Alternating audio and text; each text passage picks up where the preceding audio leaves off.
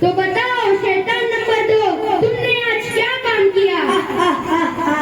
आका, आज मैंने दो भाइयों के बीच झगड़े लगाए बस इतना ही?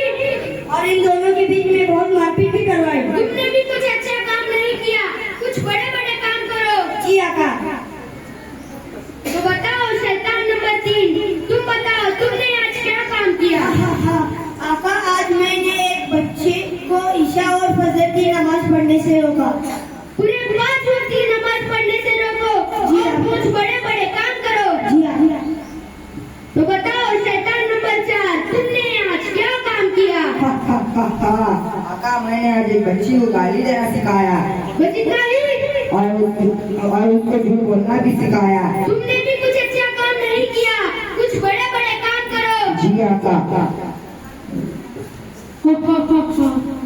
आका, मैंने आज एक फैमिली को थिएटर में पिक्चर देखने भेजा और एक बच्चे को मदरसे जाने से रोका। तुमने